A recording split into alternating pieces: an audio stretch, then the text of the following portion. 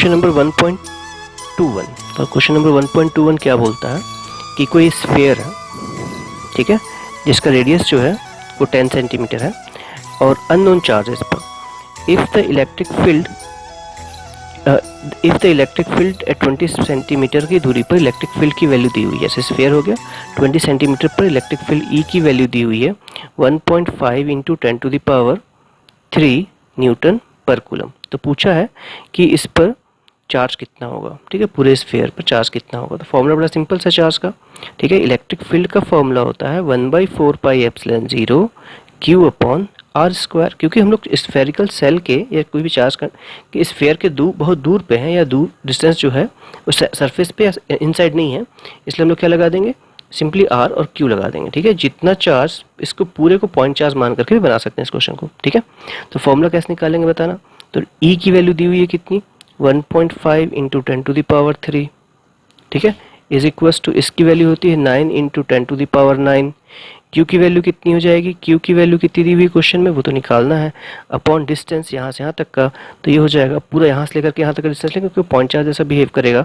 तो 20 into 10⁻, centimetre में है तो -2 का स्क्वायर, ठीक है। तो क्यू की वैल्यू क्या आ जाएगी, साइड चेंज कर देंगे तो हो जाएगा 1.5 into 20 into 20 into 10⁻⁻4 upon 9 into 10⁻9, ठीक है। सिंप्लीफाई करेंगे इसको तो वैल्यू मिलेगी 6.67, ठीक है, नैनो कूलम। नेक्स्ट क्वेश्चन है 1.22।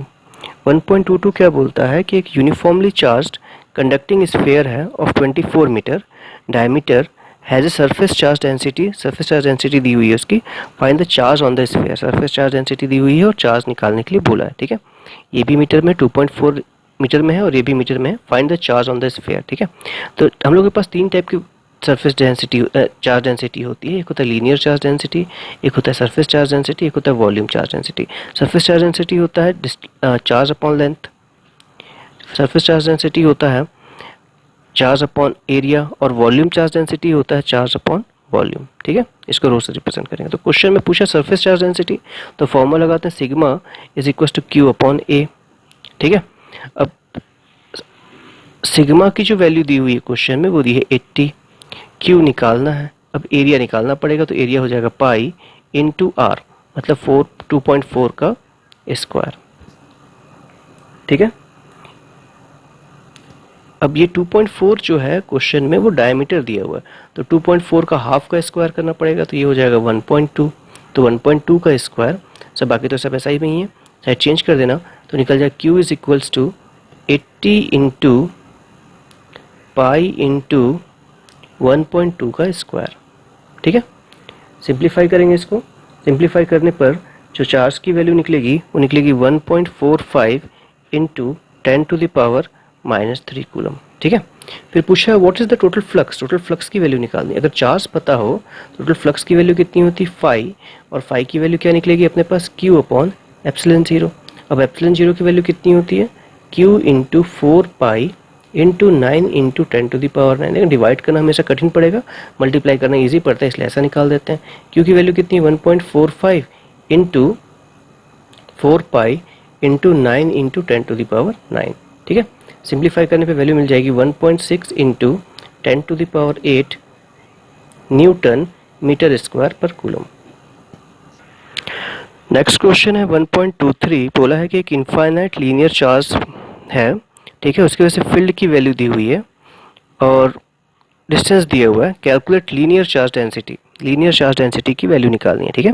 इनफाइनाइट लेंथ का चार्ज, इनफाइनाइट लेंथ का कंडक्टर है, इस इनफाइनाइट लेंथ के कंडक्टर पे कितनी डिस्टेंस दी हुई 22 सेंटीमीटर की दूरी पर इतना इलेक्ट्रिक फील्ड है। तो उसकी वजह से हम लोग को निकालना है कि लीनियर चार्ज डेंसिटी कितनी होगी। तो अगर इनफाइनाइट लेंथ का कंडक्टर हो तो हम लोग के पास होता है इलेक्ट्रिक फील्ड का formula E is equals to lambda upon 2πε0r, ठीक है। अब इसी को यूज करके निकालना है। तो E की वैल्यू कितनी होगी अपने पास 9 into 10⁴ is equals to lambda upon, ठीक है, 2πε0r एप्सिलॉन 0 और ये क्या हो जाएगा अपने पास, r की वैल्यू कितनी दी हुई क्वेश्चन में, 2 इंटू 10⁻⁻²।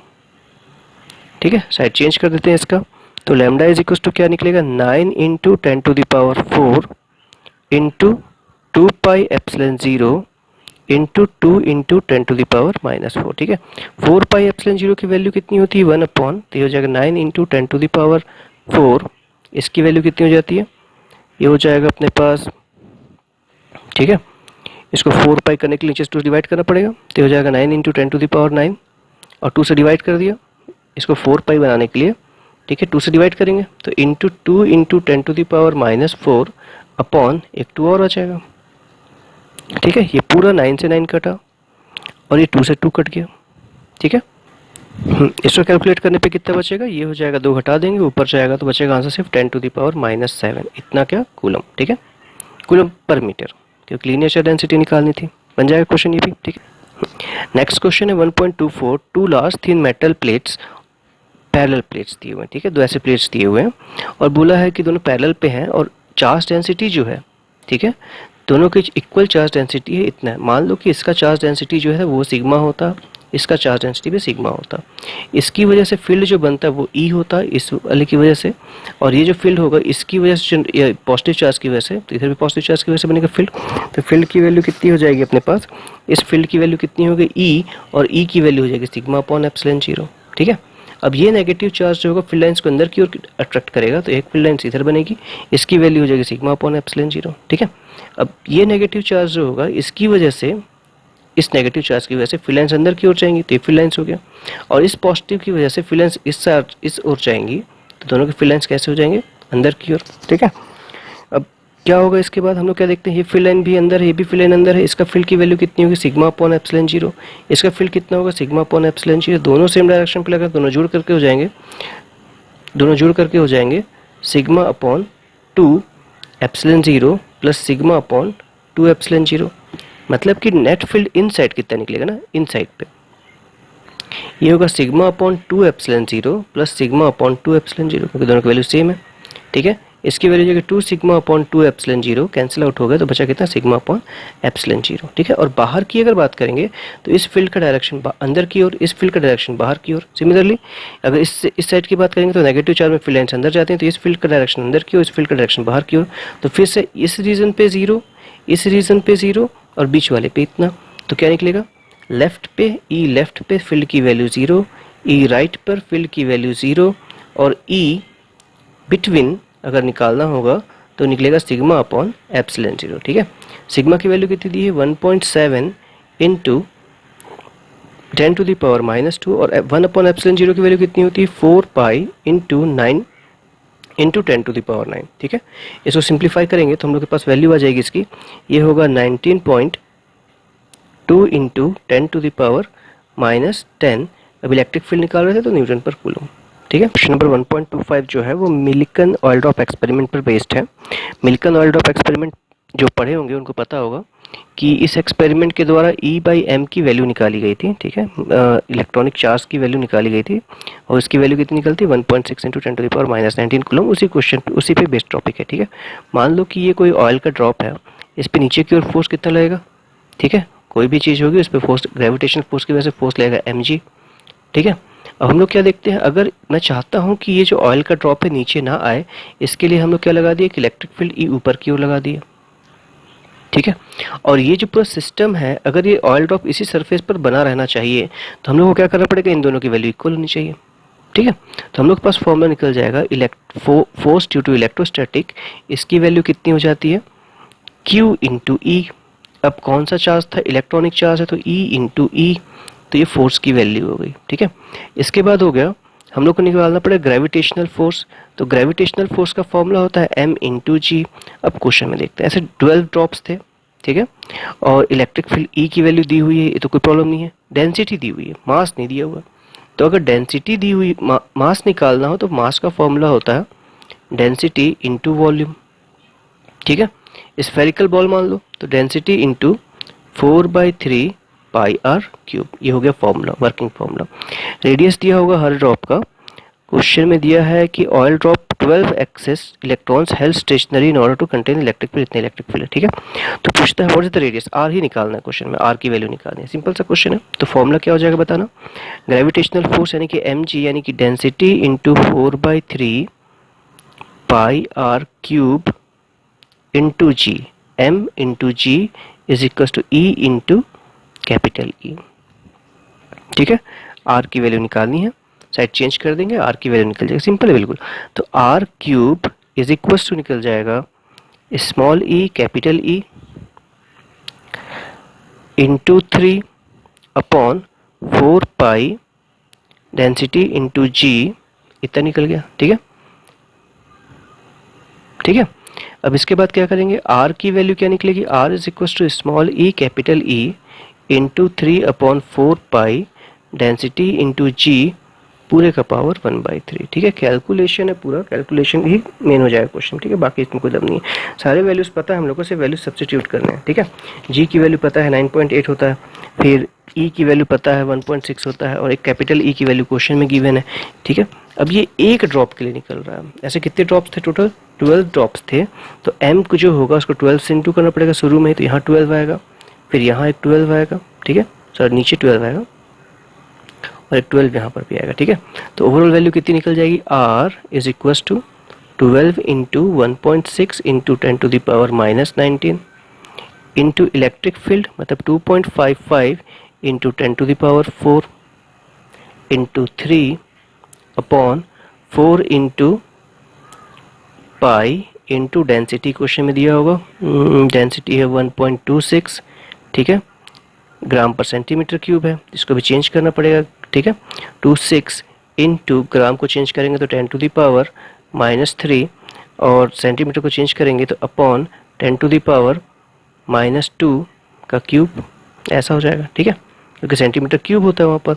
अब इसके अलावा क्या आ जाएगा, जी की वैल्यू 9.8, ठीक है, कैलकुलेशन करना है बस, और पूरे का पावर क्या होगा 1/3, क्यूब रूट लेना है पूरे का, ठीक है, वैल्यू सब्स्टिट्यूट करके क्यूब रूट निकालना है इसका, ठीक है। तो आंसर जो निकलेगा इसका वो होगा 9.81 इंटू 10⁻⁻4 मिलीमीटर, ठीक है। इसको सिंप्लीफाई करने पे हम लोग के पास रेडियस निकल करके आ जाएगा, ठीक है। ये क्वेश्चन नंबर 1.27, क्वेश्चन नंबर 1.27 में बोलता है कि कोई सिस्टम ऑफ चार्ज है, एक डाइपोल बन रहा है, यहाँ पर माइनस क्यू है और यहाँ पर प्लस क्यू है, ठीक है। चार्ज जो होगा इसकी, उसको हम लोग एक इलेक्ट्रिक फील्ड में, मतलब एक डाइपोल को एक इलेक्ट्रिक फील्ड में रखे हैं, ठीक है।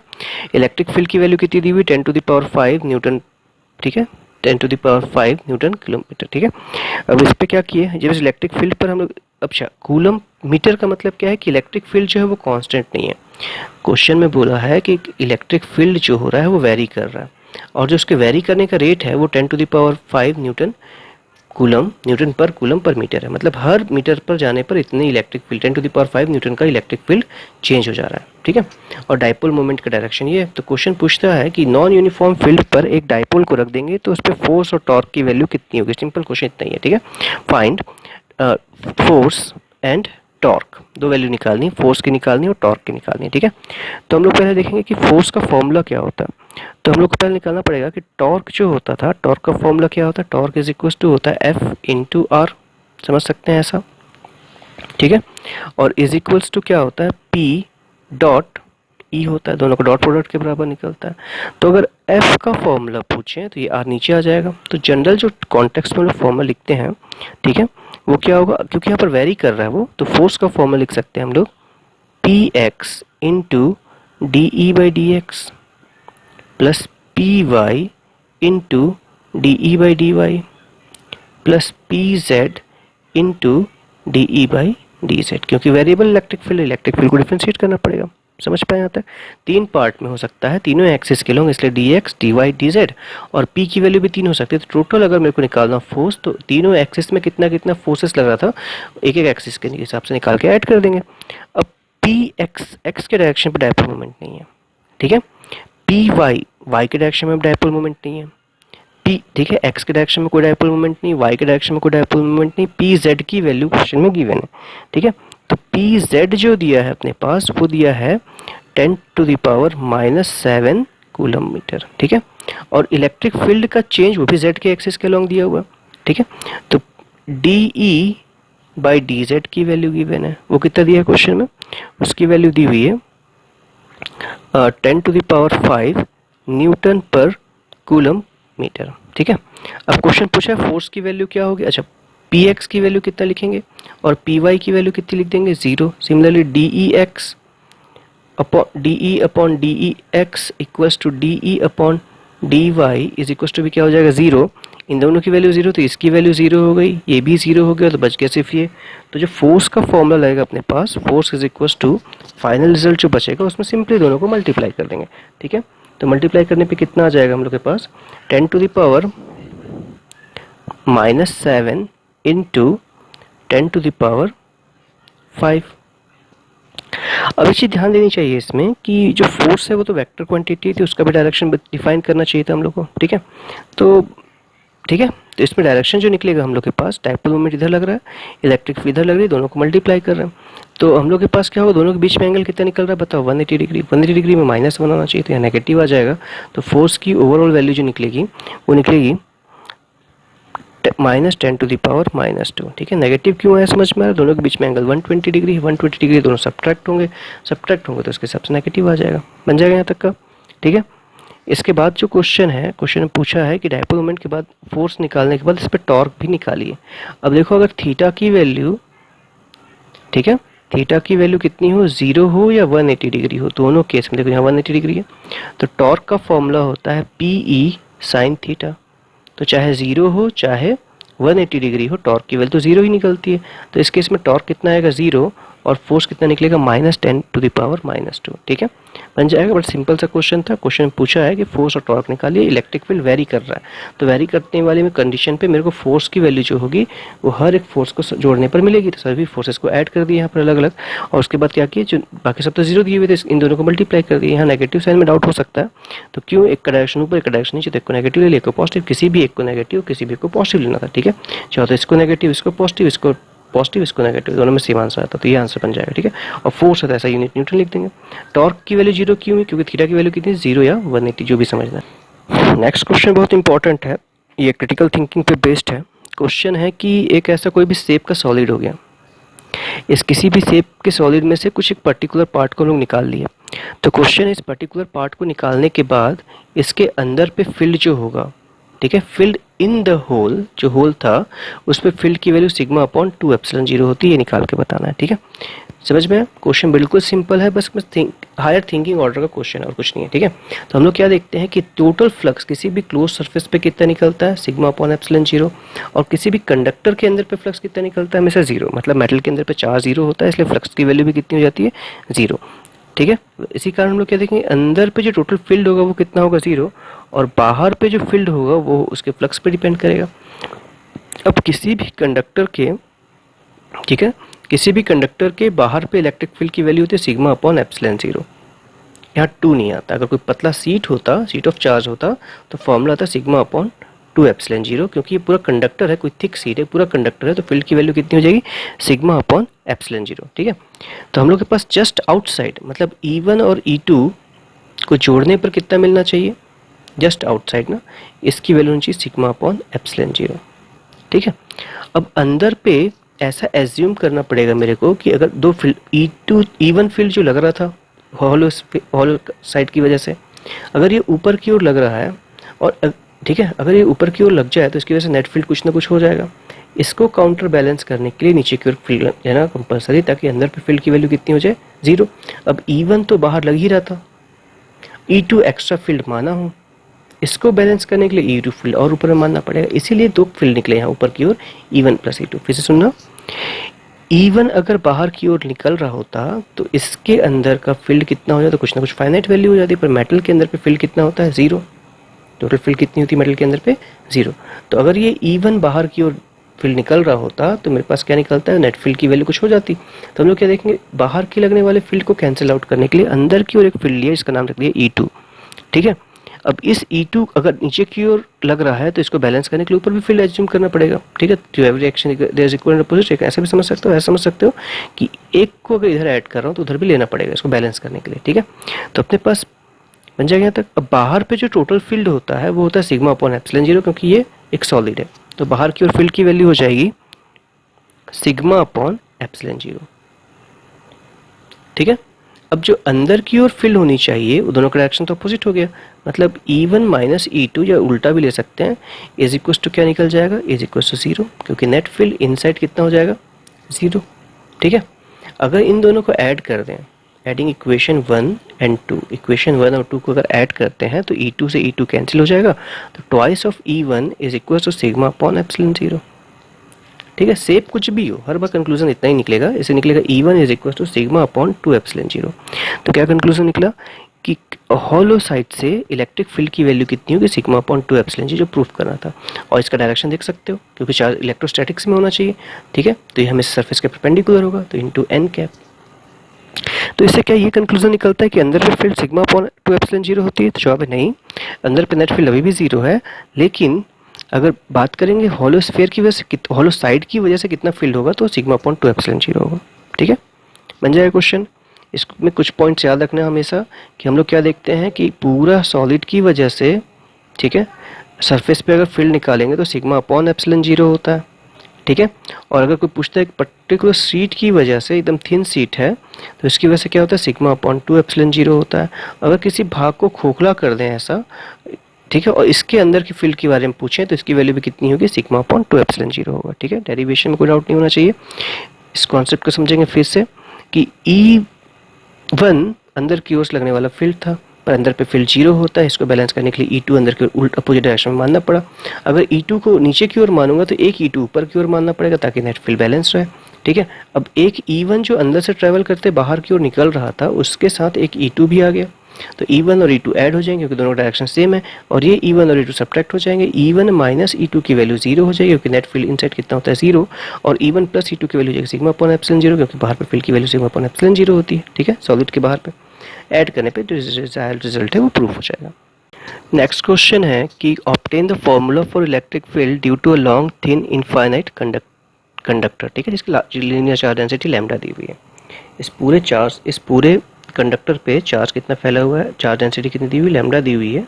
तो इस पे निकालना है कि इसके किसी भी पॉइंट P पर फील्ड की वैल्यू कितनी होगी। तो किसी भी पॉइंट पर अगर फील्ड निकालना होता है तो वहाँ पर +1 चार्ज मान लेते हैं, ये +1 से ये प्लस, मान छोटा सेक्शन लेता हूँ तो इसको रिपेल करेगा तो फील्ड की वैल्यू निकलेगी DE। इस DE को दो भाग में रिजॉल्व कर सकते हैं, एक होगा DE cos थीटा, एक होगा DE sin थीटा। सिमिलरली मैं इस साइड पे भी वही सेक्शन ले सकता हूँ जिसकी वैल्यू कितनी होगी, छोटा सा लेंथ यहाँ DL था तो यहाँ भी DL हो जाएगा, उसकी वजह से छोटा सा फील्ड निकलेगा DE, और इसको भी दो भाग में रिजॉल्व कर सकते हो, DE sin थीटा और DE cos थीटा।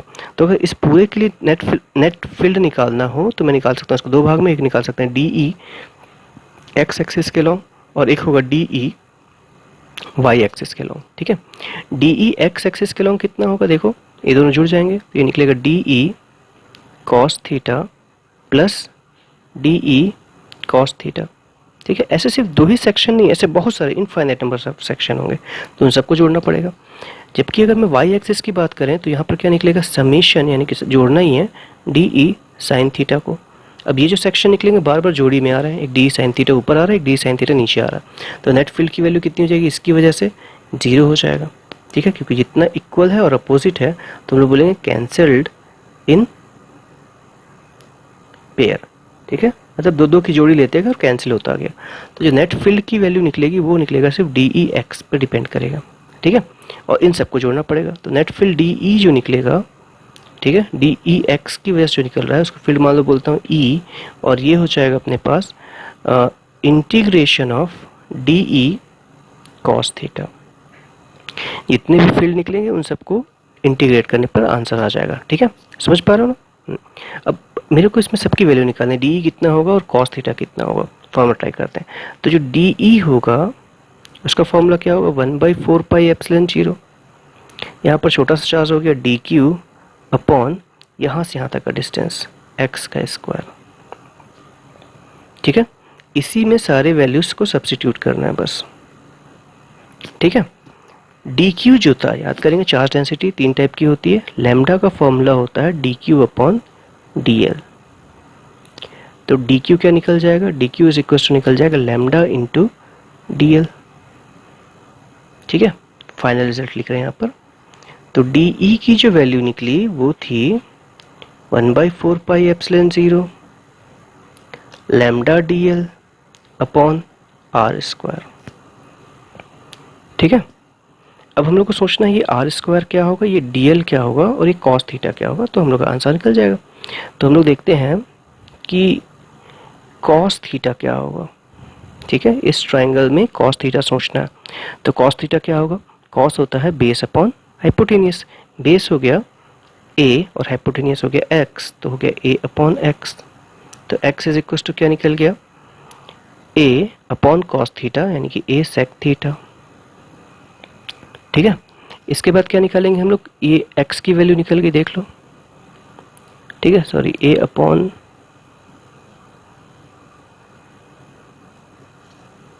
यहाँ x आएगा। ठीक है, a is x is equal to a sec theta आ गया।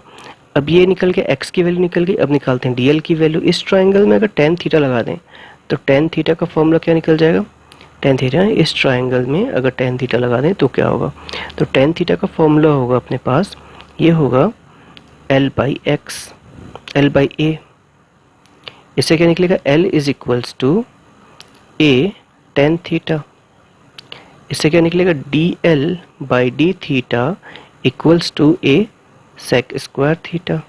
डी एल की वैल्यू क्या निकलेगी, a sec square theta d theta. यहाँ से डी एल निकल गया, यहाँ से x निकल गया। ठीक है, तो नेट फील्ड E की वैल्यू क्या निकलेगी, इंटीग्रेशन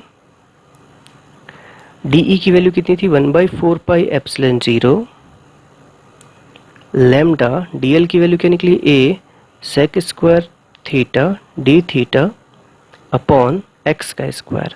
x कितना हो जाएगा, a सेक थीटा, तो a सेक स्क्वायर थीटा, तो ये सेक स्क्वायर से सेक स्क्वायर, ये इससे इतना कट गया। ठीक है, तो फॉर्मूला क्या बचा, integration 1/4 pi epsilon 0 lambda upon a D theta. ठीक है, अब यहाँ पर जो था ये कॉस थीटा जो है ये पूरा का पूरा बचा हुआ है एज इट इज, इसको कुछ नहीं किए, इतना इंटू कॉस थीटा। ठीक है, अब इस एंगल के बारे में सोचते हैं। तो अगर ये इनफाइनाइट लेंथ का हो तो एक बार पूरे इधर पे 90 डिग्री जाएगा, एक बार इधर पे पूरा 90 डिग्री जाएगा। तो इंटीग्रेशन करेंगे -π/2 से लेकर के π/2 तक। ठीक है, तो 1/4 pi epsilon 0 lambda by a cos theta d theta का इंटीग्रेशन करना है बस। ठीक है, लिमिट कहाँ से कहाँ तक है, -π/2 से लेकर के π/2 तक। ठीक है, तो इंटीग्रेट करेंगे तो कॉस का इंटीग्रेशन कितना हो जाता है, कॉस का इंटीग्रेशन हो जाता है साइन थीटा, और साइन π/2 1 होता है, साइन -π/2 भी -1 होता है। तो क्या बचेगा, 1/4 pi epsilon 0 lambda upon a sine π/2 minus sine -π/2। Cos का इंटीग्रेशन साइन थीटा होता है। इसको सॉल्व करने पे क्या मिलेगा, 1/4 pi epsilon 0 lambda upon a into ये v1, ये v1 -1 आएगा, एक्चुअली माइनस माइनस प्लस हो जाएगा, तो इंटू 2, 2 से 2 कट गया तो बचे कितना, 2 is equal to 1/2 pi epsilon 0 lambda upon a। ये फाइनल रिजल्ट बचा। ठीक है, तो ये हो जाएगा इलेक्ट्रिक फील्ड की वैल्यू किसके लिए, किसी भी इनफाइनाइट लेंथ के कंडक्टर के लिए। ठीक है, डेरिवेशन थोड़ा सा लेंदी है, कोई ऑप्शन नहीं है लेकिन ठीक है, बनेगा तो ऐसे ही। ठीक है, 1.31 क्वेश्चन बोलता है कि कोई भी जो पार्टिकल होते हैं वो फंडामेंटल पार्टिकल्स जो होते हैं वो होते हैं इलेक्ट्रॉन, प्रोटॉन और न्यूट्रॉन। ठीक है, इसके बाद हम लोग को पता चला कि इन फंडामेंटल पार्टिकल्स को भी बनाने के लिए हम लोग इससे भी छोटे पार्टिकल्स यूज़ करते हैं जिनको कहते हैं क्वार्क। ठीक है, अब हम लोग क्या देखेंगे कि जो पार्टिकल्स होंगे क्वार्क, वो जो होंगे उनको 2 टाइप्स डिवाइड कर सकते हैं। ठीक है, वो सारे पार्टिकल्स जो होंगे वो क्वार्क से बने, पर क्वार्क सिर्फ 2 टाइप के होते हैं। एक होता है अप क्वार्क, जिसको इससे रिप्रेजेंट करोगे या तो यू से, एक होगा डाउन क्वार्क जिसको नीचे वाला एरो या डी से रिप्रेजेंट करेंगे। ठीक है, तो अब क्वेश्चन है कि इसका चार्ज कितना होता है। अगर क्वेश्चन 1.31 देखोगे तो इसका चार्ज लिखा हुआ है +3 + 2/3 e के बराबर। ठीक है, और डाउन क्वार्क की बात करेंगे तो इसका चार्ज होता है -1/3 e के बराबर। यहाँ तक समझ में। अब प्रॉब्लम क्या हो गया कि इसमें क्वार्क्स की संख्या, अब पूछा है कि कितने कितने क्वार्क से बना होगा, पहला क्वेश्चन है। अब चाहे वो इलेक्ट्रॉन हो, चाहे प्रोटॉन हो, चाहे न्यूट्रॉन है, सबके सब 3 ही क्वार्क से बने होते हैं। तो total number of quarks x + y, अगर मान लो x जो है अप क्वार्क है और y डाउन क्वार्क है तो उसकी वैल्यू हमेशा कितनी होगी, 3। ठीक है, और कंजर्वेशन ऑफ चार्ज क्या बोलता है कि जो इलेक्ट्रॉन पे चार्ज कितना आएगा -1, प्रोटॉन पे चार्ज कितना आएगा +1 और न्यूट्रॉन पे चार्ज कितना आना चाहिए 0। ठीक है, तो क्वेश्चन नंबर 1.3 में पूछा है कि प्रोटॉन बनाने के लिए कौन कौन से कॉक्स लगेंगे, उनके कॉम्बिनेशन को बताइए, और न्यूट्रॉन बनाने के लिए कौन कौन से कॉक्स लगेंगे, उनके कॉम्बिनेशन को बताइए। ठीक है, तो पहला इक्वेशन क्या होगा, x + y = 3।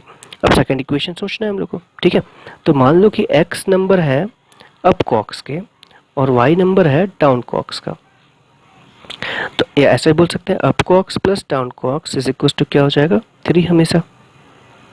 ठीक है, और अपने पास कंडीशन क्या है, अप कॉक्स जितने भी होंगे उस पे चार्ज कितना होता है। ठीक है, इतना चार्ज होता है। तो अगर चार्ज के हिसाब से सोचें हम लोग, तो इन दोनों चार्ज को ऐड करने पर कितना मिलेगा हमेशा।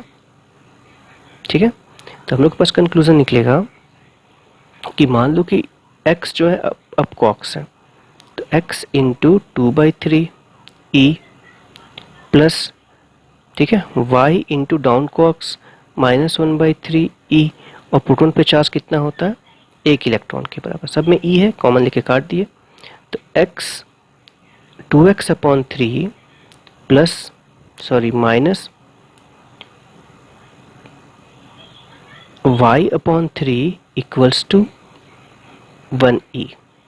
ठीक है, 1 तो e तो कैंसिल आउट हो गया, तो क्या बचेगा बताने, यहाँ 3 कॉमन लेकर साइड चेंज कर दिया, तो 2x - y = 3, ये सेकेंड इक्वेशन, और ये जो था x + y = 3, ये फर्स्ट इक्वेशन। दोनों को सॉल्व करने पर x और y की वैल्यू मिल जाएगी, मतलब x + y = 3 और 2x - y = भी 3 ही आ रहा है। ठीक है, दोनों को ऐड कर देंगे तो ये कैंसिल आउट हो गया, तो ये हो जाएगा 3x = 6, x = 2, x = 2 निकला, तो y = क्या मिलेगा 1। इसका मतलब क्या है कि किसी भी प्रोटॉन पे, ठीक है, अप कॉक्स कितने हो जाएंगे 2 और डाउन कॉक्स कितने हो जाएंगे 1, तो ये कॉम्बिनेशन होगा प्रोटॉन को बनाने के लिए, 2 अप कॉक्स और 1 डाउन कॉक्स। अगला है, ठीक है, अगला क्वेश्चन है कि न्यूट्रॉन बनाने के लिए क्या चाहिए होगा, तो पहला तो वही इक्वेशन होगा x + y = कितना 3, और दूसरा सोचना तो क्या होगा x × 2/3e plus y × -1/3e = कितना 0, तो 2x/3 - y/3 = 0, तो 2x - y = 0। ठीक है, ये पहला इक्वेशन, दूसरा इक्वेशन, दोनों को ऐड कर देंगे, तो 3x = क्या मिल जाएगा 3, y कैंसिल हो गया, तो x = क्या बचेगा 1, मतलब अप कॉक्स की संख्या 1 हो गई, तो डाउन कॉक्स की संख्या कितनी हो जाएगी 2, तो ये कॉम्बिनेशन हो जाएगा किसी न्यूट्रॉन को बनाने के लिए। ठीक है, ठीक है, तो प्रोटॉन बनाने के लिए 2 अप कॉक्स 1 डाउन कॉक्स, और न्यूट्रॉन बनाने के लिए, प्रोटॉन के लिए 2 अप कॉक्स 1 डाउन कॉक्स, और न्यूट्रॉन बनाने के लिए 1 अप और 2 डाउन कॉक्स लगेंगे। ठीक है, समझ में है कि एक सिस्टम है जिसमें एक चार्ज Q जो है इंटर कर रहा है। ठीक है, और क्वेश्चन है कि ये जो पार्टिकल जब इंटर करेगा इस यूनिफॉर्म इलेक्ट्रिक फील्ड में, देखना इलेक्ट्रिक फील्ड का डायरेक्शन ऊपर में पॉजिटिव प्लेट है, नीचे में नेगेटिव प्लेट है, तो इलेक्ट्रिक फील्ड का डायरेक्शन क्या होता है हमेशा पॉजिटिव से नेगेटिव की ओर, तो इलेक्ट्रिक फील्ड का डायरेक्शन हो गया। इस डायरेक्शन में कोई चार्ज पार्टिकल इंटर कर रहा है। ठीक है, यहाँ से लेकर के यहाँ तक की जो लेंथ दी हुई है हम लोग के पास, जो लेंथ है जो एक्सेस दी हुई है वाई एक्सेस दी हुई है। ठीक है, और टोटल जो लेंथ है, डिस्टेंस जो इतना ट्रैवल कर रहा है, वो लेंथ की वैल्यू l है। तो क्वेश्चन है कि वो कितना ऊपर जाएगा वो निकाल करके बताइए। ठीक है, कि जो चार्ज पार्टिकल है उसमें जो y की वैल्यू होगी वो कितनी होगी वो निकालनी है। ठीक है, बड़ा सिंपल सा क्वेश्चन है, ज़्यादा कुछ है नहीं। कभी भी ऐसा कोई क्वेश्चन देखते हैं हम लोग तो इक्वेशन ऑफ मोशन लगाना पड़ेगा, सिंपल सा कॉन्सेप्ट। ठीक है, अब इसमें 2 डायमेंशनल मोशन हो रहा है, एक x एक्सिस के अलॉन्ग और एक y एक्सिस के अलॉन्ग। तो x एक्सिस के अलॉन्ग अगर देखते हैं हम लोग तो u x के देखना पड़ेगा अलॉन्ग कितना है, उसकी वैल्यू दी हुई है vx। ठीक है, a x के अलॉन्ग एक्सेलरेशन तो इधर लग रहा है, तो x के अलॉन्ग एक्सेलरेशन कितना हो गया 0। डिस्प्लेसमेंट x के अलॉन्ग ना s x की वैल्यू कितना डिस्प्लेस हुआ x एक्सिस के अलॉन्ग, डिस्प्लेसमेंट हो गया l, और टाइम जो t लगेगा वो तो t ही लग रहा है। ठीक है, सेम चीज़ को y एक्सिस के अलॉन्ग बांटो तो u y के अलॉन्ग कितना निकलेगा, इनिशियल वेलोसिटी अब जा रहा था इधर, तो u y कितना हो गया 0। ठीक है, एक्सेलरेशन अलोंग y एक्सिस जो है वो दिख रही है यहाँ पर, एक्सेलरेशन अलोंग y एक्सिस कितना है, एक्सेलरेशन अलोंग y एक्सिस। ठीक है, तो वो हो जाएगा मेरे पास, अब इसको निकालना पड़ेगा। ठीक है, देखते हैं कैसे निकलेगा। फिर जो दिया अपने पास टाइम जो है, चाहे वो x एक्सिस पे लगा है चाहे y एक्सिस पे, वो तो सेम ही रहेगा, और डिस्प्लेसमेंट अलोंग y एक्सिस वो कितना दिया क्वेश्चन में, वो बोला है y है। ठीक है, अब एक्सेलरेशन a y के बारे में सोचते हैं हम लोग, तो समझते हैं इसको। फोर्स का फॉर्मूला होता है m इंटू ए या q इंटू ई, ठीक है। इस फॉर्मूले को अगर लगाएंगे हम लोग तो a की वैल्यू क्या निकल जाएगी, क्यू ई अपॉन m, ठीक है। तो एक्सेलरेशन की वैल्यू कितनी निकल गई, क्यू ई अपॉन m, सारे वैल्यूज मिल गए हम लोग के पास, एक्सेलरेशन हो गया, ठीक है। अब इसके लिए, इस कहानी के लिए हम लोग लगाएंगे second equation of motion. Second equation क्या बोलता है, s is equals to u t plus half a t square. s कितना है, s हो गया l, u कितना है, u है vx और t की वैल्यू t ही रहेगी, और प्लस एक्सेलरेशन कितना था, x एक्सिस के लॉन्ग वो था 0। देखो पार्टिकल नीचे आ रहा है मतलब y एक्सिस में आ रहा है, इस डायरेक्शन में वेलोसिटी कितनी है उसकी 0, तो t की वैल्यू क्या निकल जाएगी, l अपॉन vx। ये पहला पार्ट हो गया। अब इस पार्ट में सेकंड इक्वेशन लगा देते हैं। सेकंड इक्वेशन क्या बोलता है, s is equals to u t plus half a t square. फिर से लगा दो, s की वैल्यू कितनी है, y, यही निकालना है क्वेश्चन में। u y कितना दिया, y के लॉन्ग 0 प्लस हाफ, एक्सेलरेशन कितना निकाले, q e upon m into t कितना निकला यहाँ पर, l अपॉन वी एक्स का स्क्वायर। तो y की वैल्यू क्या निकल जाएगी, q e l square upon 2m v x का स्क्वायर, और यही प्रूफ करना था, ठीक है। देख लो सेम एक्सप्रेशन है, q e l square upon 2m v x का स्क्वायर, ठीक है।